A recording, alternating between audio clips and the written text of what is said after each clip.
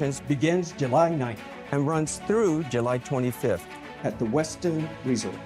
Tuesdays through Saturday from 10 a.m. to 6 p.m. Now is not the time to lose momentum.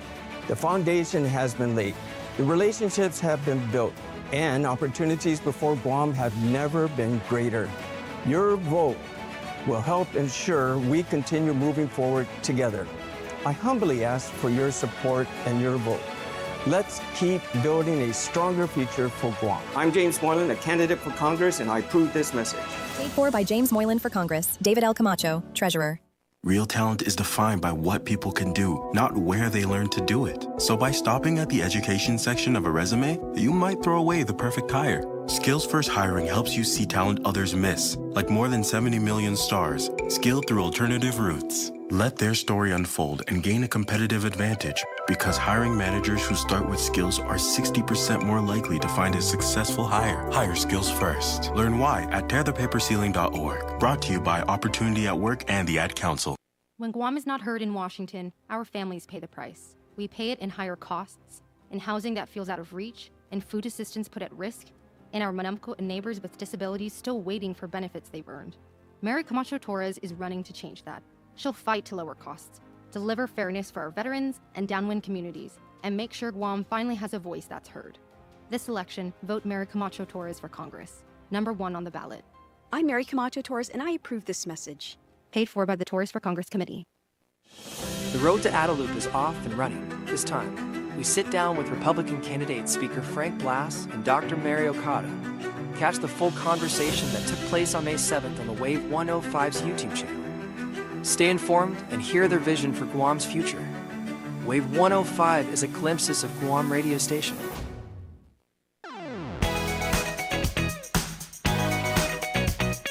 And welcome to the show on this Wednesday, July 22nd, the day after Liberation Day. 2:07 in the afternoon, we are KGUM FM, Dedido Guam. My name is Ryan Nicholas. Thank you for tuning in to the BrightSide right here on Wave 105. Let's bring up the host, Mr. Pauly Suba. Welcome to it. Thank you for hanging out with us. We do want to thank our sponsors, Chili's Grill and Bar. At Chili's, more life, great food, and memories happen here. Micropack, heading off island, capture every moment with cameras and memory cards from Micropack. Subway, at Subway, you got to refresh to be fresh. Triple J, celebrate liberation with the Triple J Ford Liberation Celebration. Prices below dealer cost, thousands off retail, and F-150 starting at just $39,995. Visit Triple J Ford today, customers first. And GTA, we start with you.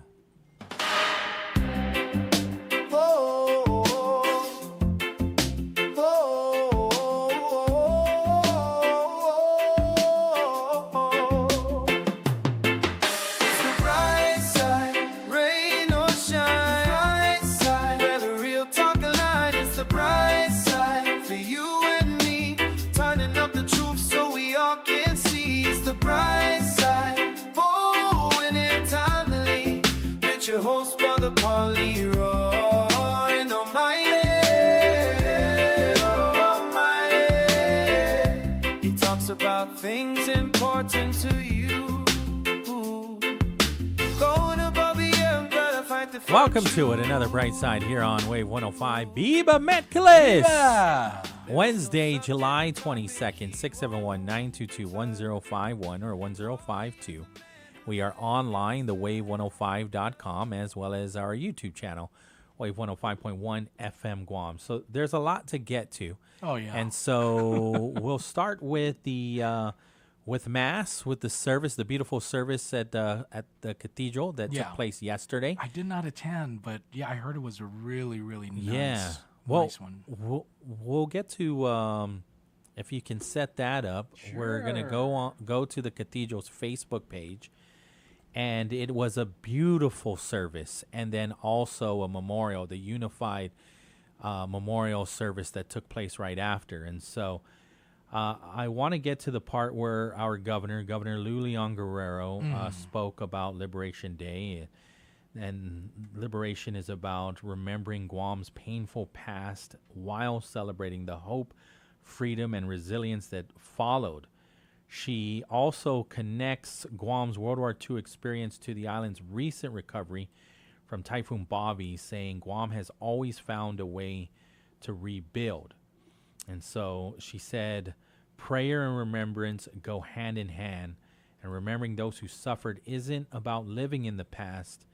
It's about keeping hope alive. And so this is Governor Lou Leon Guerrero again speaking yesterday at the Unified Memorial Service that was held at the cathedral.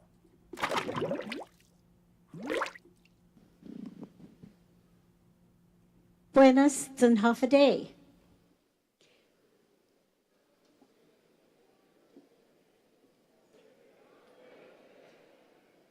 85 años antes, mes de diciembre, día 8, año 1941.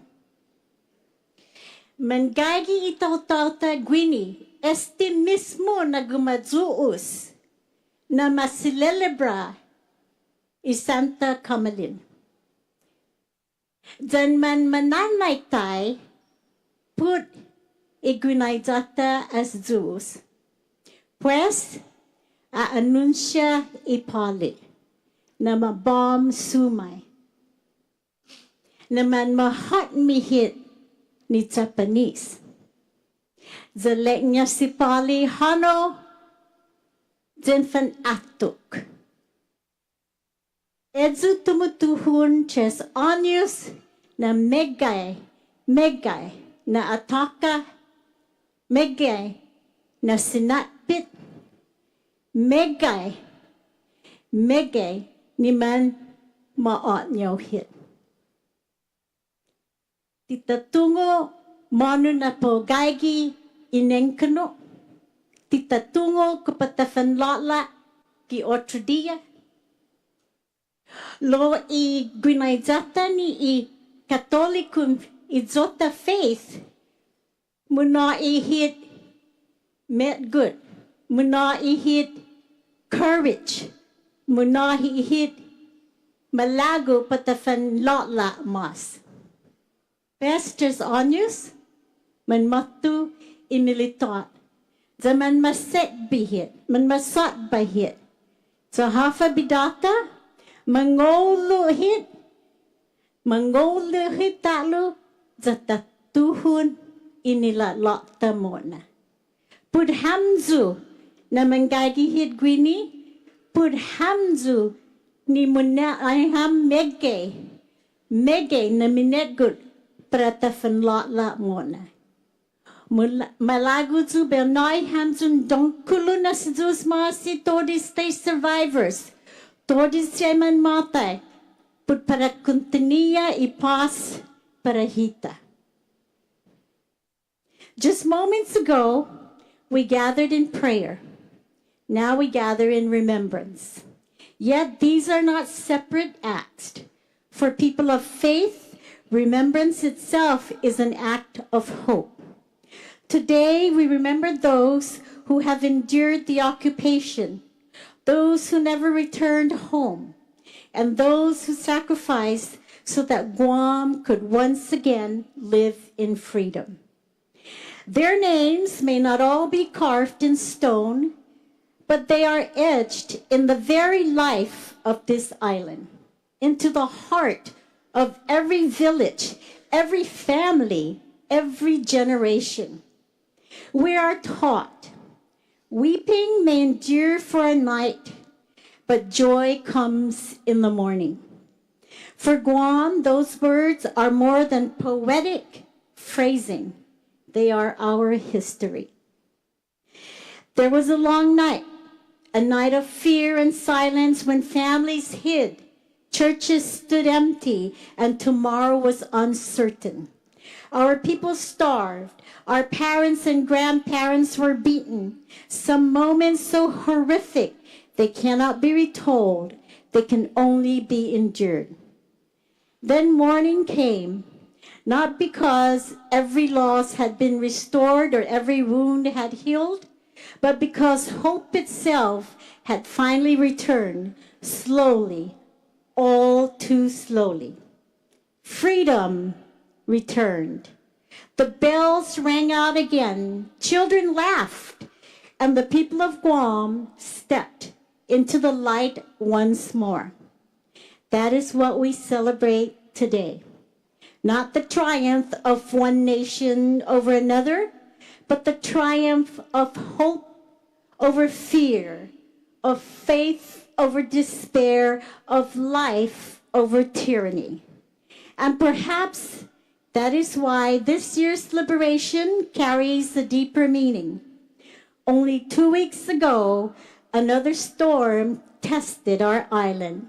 Not the storm of war, but the storm of nature. Many families are still repairing, rebuilding, and finding their way back to ordinary life. Yet history reminds us that the people of Guam have never measured themselves by the storms they endure.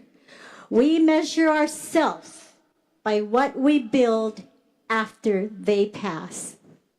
Every nation must survive its own night and endure until the lighting its own morning. The generation that lived through the occupation showed us what courage looks like. But our calling is different, to honor their sacrifice by building a Guam worthy of it.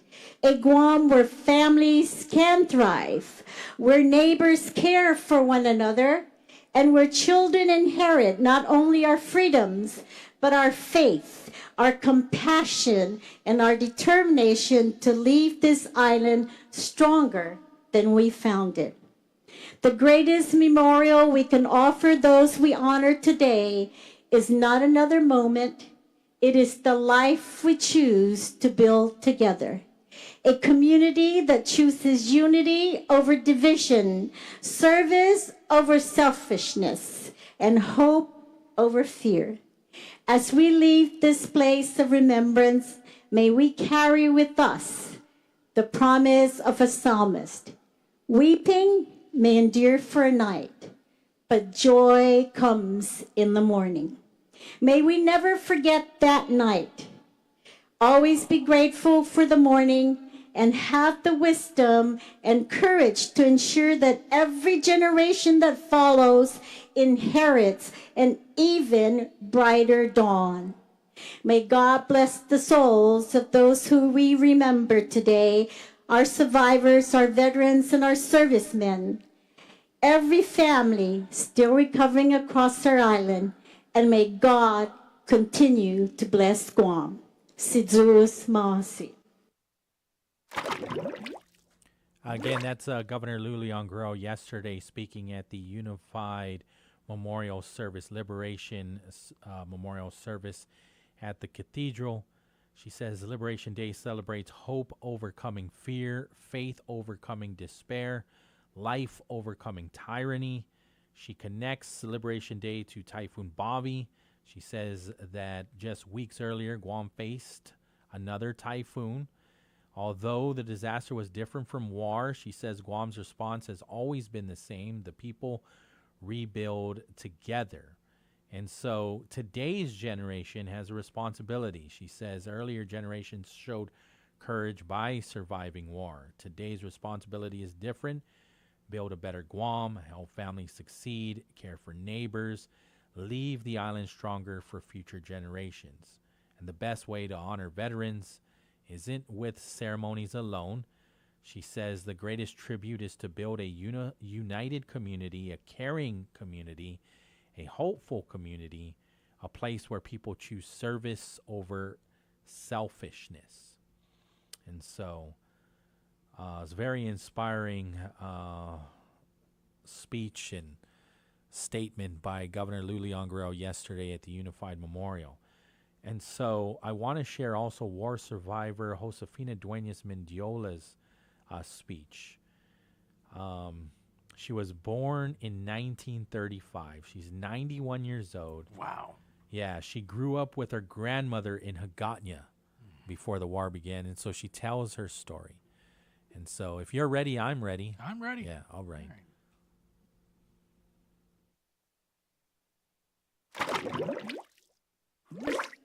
Then half a day. Wow, Sistefina Dueñas Mindiola, Pamilan Oting. I am the daughter of Manuela Luan Flores and Gregorio Ariola Dueñas. My father was the master platura.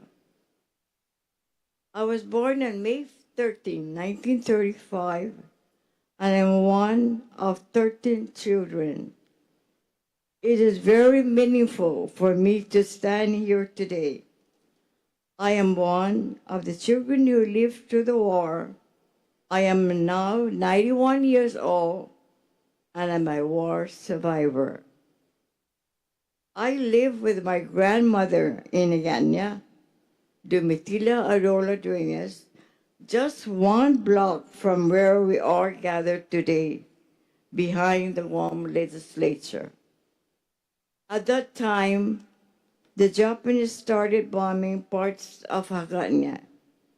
My father sent my brothers with our caravel and the cart to pick me, my brother Manuel, and my grandmother in Haganya and bring us home to our family house in Radio Barrigada. At that same time, my sister Natividad was preparing to receive her first Holy Communion here at the cathedral. Then we heard that the cathedral will be bombed. So one of my brothers went and took her home. When we all got home to Barrigada, my parents told younger children to go to the Papasatgi to hide in case the Japanese come. One day, Senator Senor Adolfus Camilleri came and told my parents to prepare ourselves to get ready because we are all going to Maningon. That was when my father told all of us children to get whatever we can to carry on our bag. So we got food and clothing. My brothers built a makeshift stretcher for my grandmother, who was almost 80 years old. I remember marching to Maningan and looking at my little sister Rita. She was so afraid and held tightly onto my mother. When we finally reached Maningan, there were so many people there already. My brothers found a place where our family could stay together. During that time, my grandmother passed away. My brothers took her blanket and wrapped her with a watak that we have. My brothers buried beside the trail and placed a marker, hoping that when the war is over, they could return and retrieve the remains so we can give her a proper burial. That is something I have never forgotten. Living in the concentration camp was where I tried horse meat for the very first time because we were all limited with food. But we shared with other families who didn't have any. One day, someone came and told the children to gather because we would be given hot cocoa. To us, that was a very special treat. That was also where I met a young boy who became my friend. His name was David Kirwa, who later became Monsignor David Kirwa. For a little while, we forgot about the war, So his last words to me before we split was, "See you in church." Later, we were told to continue on to Sinhanya. Even though I was only a little girl, those memories have stayed with me all my life. Today, as we remember the sacrifices made during the war, I also remember the courage of our parents, the strength of our families, and the faith that carried the people of Guam through those dark days. If there's one lesson I have carried with me throughout my life, it is this: family is everything. I have always told my children, be there for each other, help each other, take care of each other. We never know what tomorrow may bring, but as long as we have one another, we can face anything together. That is how our families survived the war, and that is our island endured. And that is how we honor those who came before us. May we never forget those who suffered, those who sacrificed, and those who never made it home. And may we continue to treasure the freedom that they helped make possible for all of us. Si Zeus in Benedisi, that si Zeus Maasi. There you go, the keynote speaker for yesterday's Unified Memorial service for the 82nd Liberation Day, right? And so that's Josefina Dueñas Mendiola, 91 years old, born May 13, 1935, grew up with her grandmother in Hagåtña before the war began. And when Japanese forces began bombing Hagåtña, her father sent her brothers with a carabao and cart to rescue her, and then took her back to their family's home in Radio Barrigada. On that day, her sister narrowly escaped, right? Her sister Natividad was preparing to receive her first Holy Communion at the cathedral. When people heard the cathedral might be bombed, one of her brothers rushed there and brought her home safely. And there at their family home, they hid from the Japanese. Once everyone was together, her parents told the younger children to hide if Japanese soldiers came, and then they were forced to march to Manyangan. And the family was told that they had to relocate to Manyangan, where thousands of Chamorros were gathered. She remembers that her grandmother died in the concentration camp, and so with no proper burial available, her brothers wrapped her in a blanket, buried her beside the trail, and then marked the grave so that they could return after the war and give her a proper burial. She was saying that families often had very little to eat. She remembered eating horse for the first time because there was so little food. She said that looking back, she remembers her parents' courage, her family's strength, and the faith that carried Guam through its darkest days. She says that she believes that as long as families stay together, they can overcome any hardship. Never forget those who suffered, never forget those who sacrificed, never forget those who never came home. Always treasure the freedom that others fought and sacrificed to make possible. And when I listen to her, and I've listened to a number of other war survivors, whether they were keynote speakers or just at these memorials, and you sit down and you talk to them, even for a couple minutes,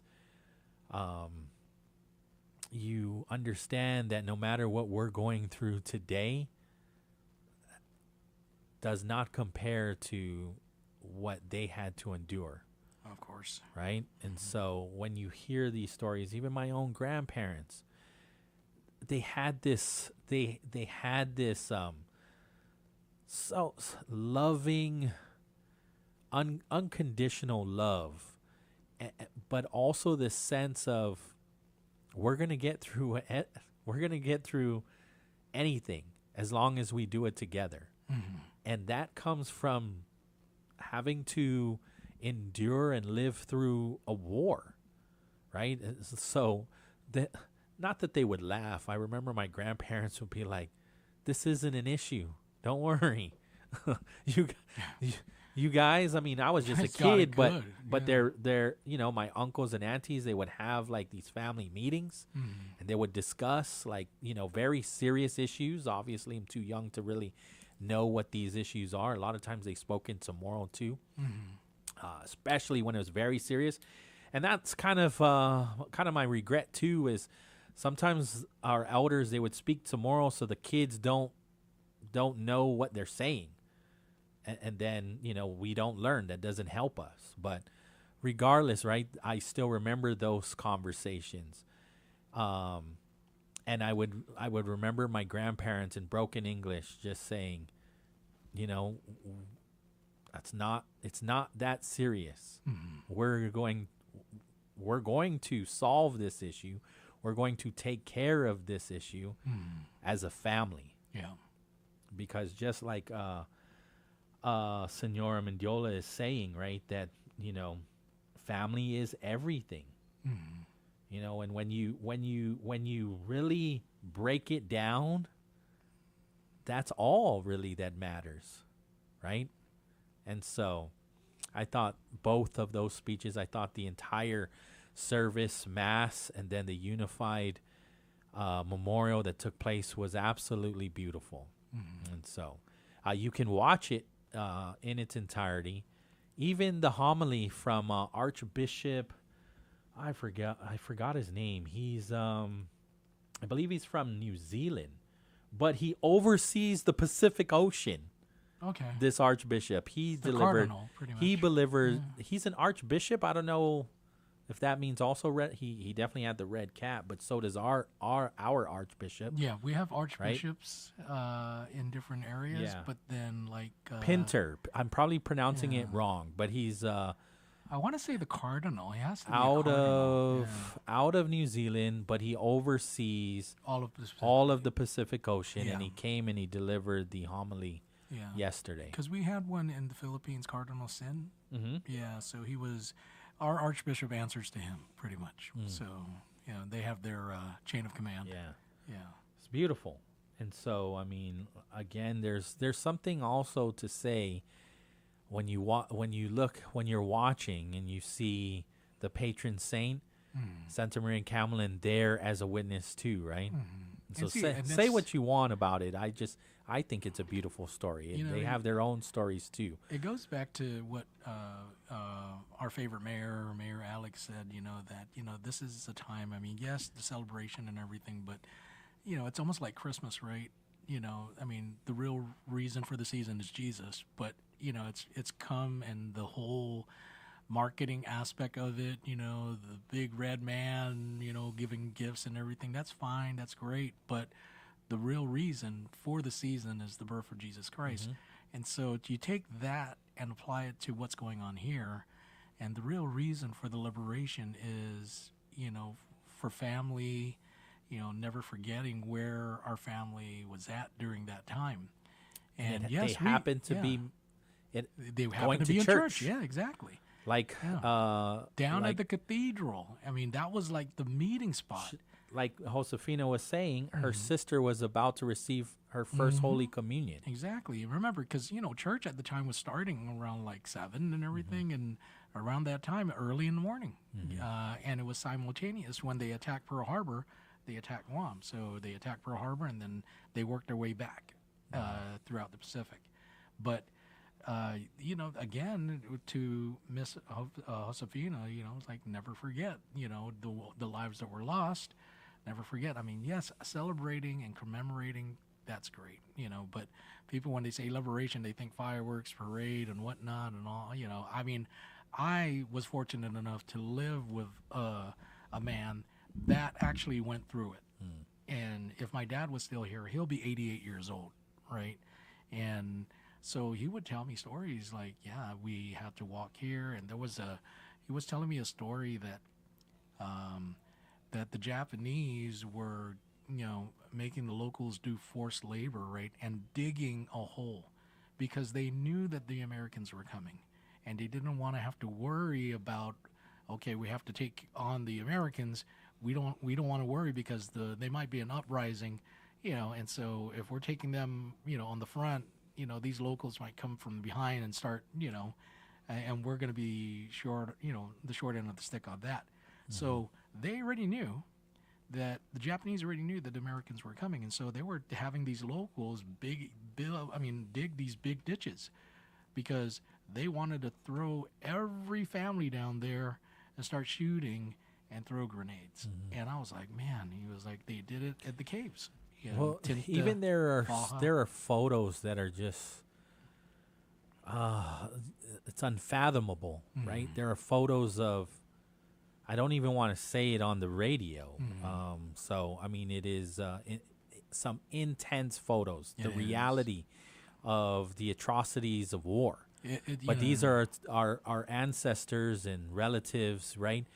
Of their heads lined up. Yeah. And then a Japanese, I don't know, officer standing proudly or sitting up straight proudly while these heads are all in front, lined up like trophies. Yeah.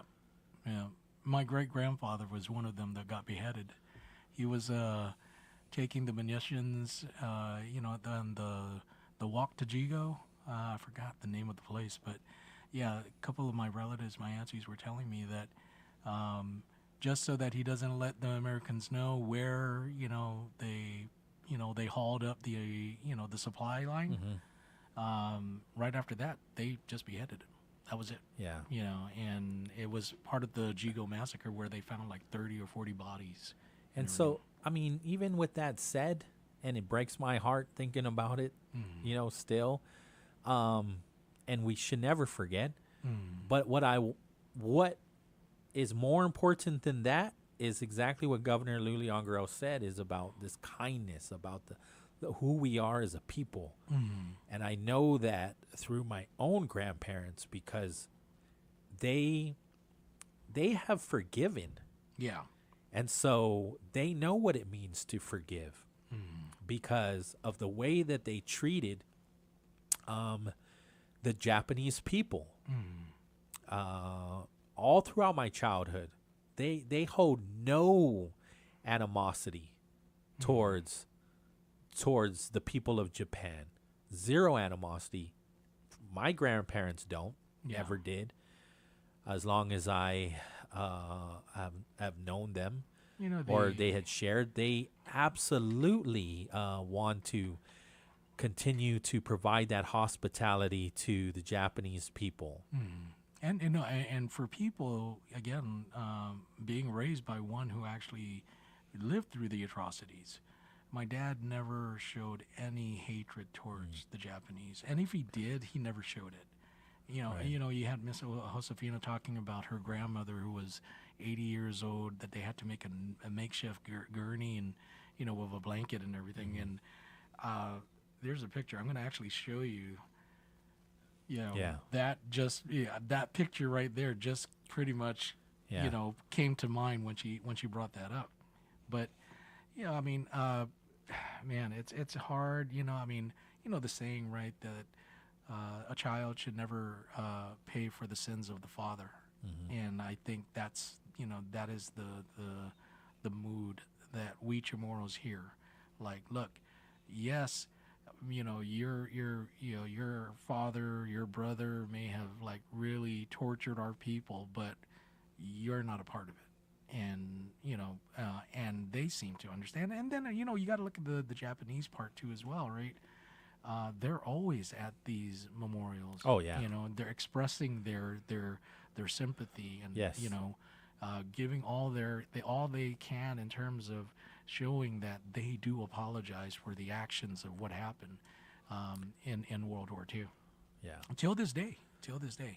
And so I think yes, forgiving is good, and also remembering. I mean, if we don't learn from the past, when we're doomed to repeat it. And so hopefully, with all the turmoil that's going on and all the hot spots within our region, we never have to go through that again. Yeah, absolutely. We'll take the break. Yes. And then on the other side, we'll talk about something that's very insulting. I think you sent me a Republican Party of Guam response. I saw Vice Speaker Tony Atta's response. Speaker Frank Blas Jr. also responding to this congressman in Virginia again that wants to do away with birthright citizenship in the territories. I also think Congressman James, he was on the news today coming out against it. Right. Yeah. And then, hey, speaking of Republican, we're going to have Beyond the Ballot segment today at 3. Of course, I did invite Talina Nelson, but she did not answer. Okay. But Senator Tello Taitagui will be in. And she should be making her way now. All right. So, we have that for the next hour. We'll take the break. Sure. All right. We'll be back right after this. This is Wave 105. Island Voices, Island Conversations. Wave 105, the talk of Guam. As Guam recovers from Super Typhoon Bavi, GTA is here to help you stay connected and keep you moving. For a limited time, get $400 off any new premium smartphone with eligible plans. Or bring your own phone to GTA and receive up to $300 in account credits. To support your recovery, you'll also receive a free $100 76 fuel gas card. Terms and conditions apply. Visit any GTA retail store today. GTA, we start with you. When Guam is not heard in Washington, our families pay the price. We pay it in higher costs, in housing that feels out of reach, in food assistance put at risk, and our Manamco and neighbors with disabilities still waiting for benefits they've earned. Mary Camacho Torres is running to change that. She'll fight to lower costs, deliver fairness for our veterans and downwind communities, and make sure Guam finally has a voice that's heard. This election, vote Mary Camacho Torres for Congress, number 1 on the ballot. I'm Mary Camacho Torres, and I approve this message. Paid for by the Torres for Congress Committee. Eat fresh in just a few clicks. Order online at SubwayPacific.com for pickup or delivery. Online ordering at SubwayPacific.com is powered by Good to Go. We deliver. At Subway, you gotta refresh to be fresh. Our critically injured veterans and first responders are left behind every day because of inadequate wheelchairs. That's why Wheelchairs for Warriors is on a mission to serve America's heroes across the nation and provide them with custom-fit wheelchairs tailored to fit their needs to ensure they're rejoining their lives at the highest level of independent mobility and function possible. From lightweight daily use chairs or adaptive sports chairs to all-terrain wheelchairs to get these warriors outdoors. Wheelchairs for Warriors serves those who served us. To join their mission, visit their website at wheelchairsforwarriors.org. The road to Adelup is in full swing. We recently spoke with Democrat candidates Lieutenant Governor Josh Tenorio and Senator Tina Munilla Barnes to learn more about their vision for Guam. Catch the full conversation that took place on May 26th on the Wave 105's YouTube channel. This is a glimpses of Guam radio station.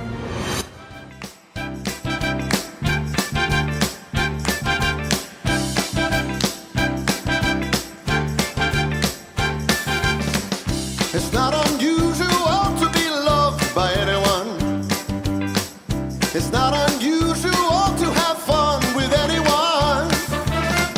But when I see you hanging about with anyone, it's not unusual to see me cry. I wanna die. Welcome back to the show, 2:43 in the afternoon. This is the BrightSide right here on Wave 105. Thank you for tuning in. Here's the number, 671-922-1051 or 2. Be a part of the discussion with this gentleman right here, Mr. Pauly Suba. Welcome back. Thanks for hanging out with us. Speaker Frank Blas Jr. issued a statement regarding the discussion surrounding border security, birth tourism, and legislation affecting the United States territories. He says, "The United States is a nation built upon the rule of law. I fully support securing our nation's borders and prosecuting to the fullest extent of the law any individual who seeks to enter the United States illegally or deliberately abusing our immigration system for personal gain, including schemes that exploit our nation's birthright citizenship laws through unlawful conduct. At the same time, we must distinguish between addressing illegal activity and preserving the constitutional rights and equal dignity of American citizens who lawfully possess them. Guam has just concluded its observance of the 82nd anniversary of the liberation of Guam, commemorating the sacrifices made by American servicemen and the resilience of the Chamorro people during World War II. The liberation of our island by United States forces ended nearly 3 years of brutal occupation under Imperial Japan, a sacrifice and legacy that the people of Guam will forever remember with profound gratitude. That history reminds us that the people of Guam have demonstrated unwavering loyalty to the United States for generations. Thousands of Guamanians have proudly served in our armed forces, often at one of the highest per capita rates in the nation, defending the very freedoms and principles that define America. It is for that reason, Speaker Frank Blas Jr. says, that I wholeheartedly support the complete repeal of the insular cases. These outdated and discredited judicial decisions have no place in modern American jurisdiction. They rest upon legal reasoning that is inconsistent with our nation's commitment to equality and have long been used to justify unequal treatment of Americans living in the territories. While I respect Representative Griffith's desire to address immigration concerns, I cannot support reliance upon the insular cases as justification for legislation affecting Guam or any other United States territory. Border security and immigration enforcement should be addressed on their own merits, not by perpetuating legal doctrines that have historically treated territorial Americans as second-class citizens. In this bill, it's only 3 pages, but it references each territory and says, look,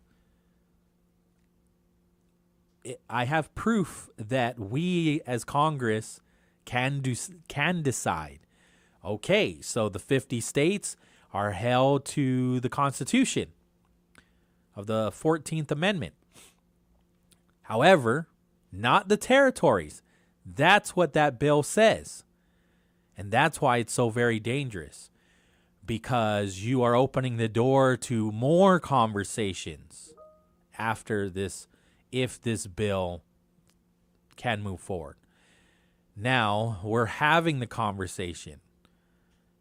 Where is this bill at? It's at the very early stages, but I am very grateful, as we should all be, to be honest with you, grateful that people like Speaker Frank and Tony Atta and the Republican Party of Guam are speaking against Congressman Jim Moylan, because, again, this is a Republican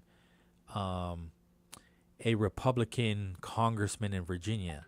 And so I'm grateful that the Democrats immediately took a stand against it, for sure.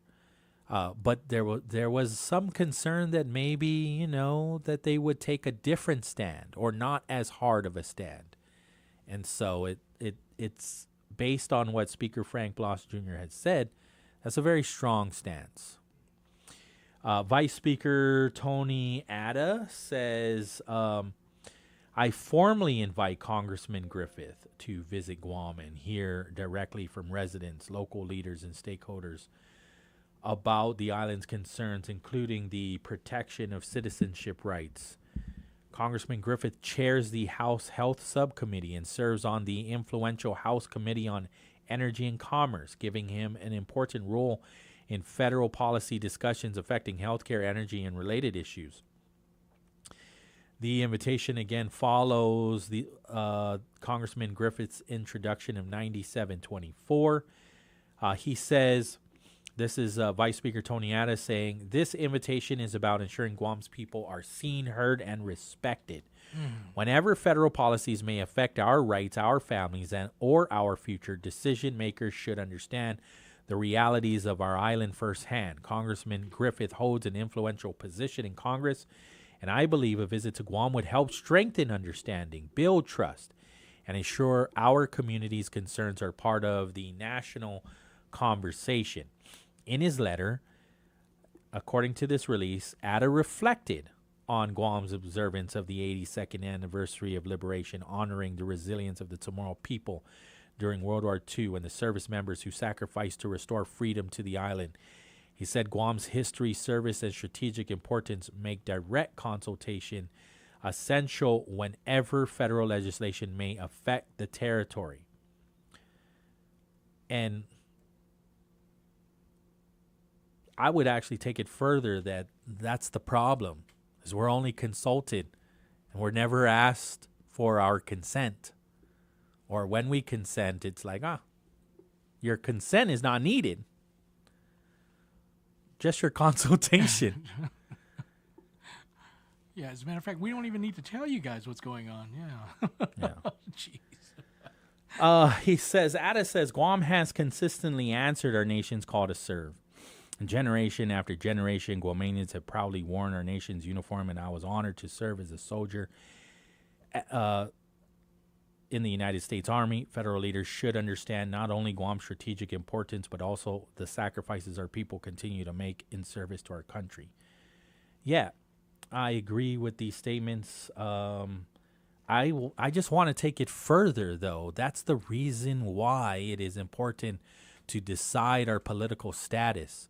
This temporary, unincorporated, there's no path to statehood. This is supposed to be temporary, but nobody really has the courage, at least the leaders, to outright say we got to get out of this temporary purgatory, because while we stay here, we will continue to have leaders, federal leaders in Congress, have these kinds of conversations. That's the problem, right? I mean, see, the irony is this, right? If we come out saying this is what we want and, whatever status, right, they would be accused of being un-American? Being un-American. How is that un-American when they wanted to have it their own independence from England? Well, that's the beauty of it, right, is that, we are only going with what your law says. And your Organic Act says that we have the opportunity at a certain time to pick out the actual status that we want, right? Because the Organic Act is just a temporary thing until we decide what we want going forward. So it's like, how can we be un-American when we're following your laws? Yeah. It's very American. And, statehood, that's a possibility too. Yeah, I think it got lost in the sauce pretty much, where it was just a lot of people where it's like, oh, we're going to lose our passports and, what's going to happen to the people that are there, and I don't want to give up this and that. I mean, it's almost the divide and conquer type thing. But, man, if we move, what's the saying? I've always, subscribed to one finger in a hand. It's not as strong as five fingers coming together, right? So, I think if we, even the entire Marianas, come together and just say, hey, we want a better relationship with the United States, and if you guys aren't going to give it to us, then, let it be known. But you cannot just be stringing us along with this Organic Act and you guys have democracy and everything. It's like, no, dude, we're practicing democracy. We're doing everything we can right here. But, the powers that be is not letting us practice democracy, or not even including us in the whole American family, in terms of government and whatnot. But, yeah, no, I mean, it's just, it's on one hand they say this, and on the other hand they say that. So we're in between the double talk with Washington, D.C. The Republican Party of Guam, I'll just quote the Republican Party in its statement. The proposed legislation is concerning and overbroad to achieve its goal. The Trump versus Barbara ruling in the U.S. Supreme Court struck down a 2025 executive order by the President of the United States. That's something that also Senator Mary Camacho Torres shared with us last Monday, right? Yeah. And so she, again, the Republican Party says, attempting to limit birthright citizenship nationwide Since the signing of the Organic Act of Guam, there have not been many attempts to change what has since been outlined in the Immigration and Nationality Act. The consequences for real families in our villages deserve a clear-eyed look.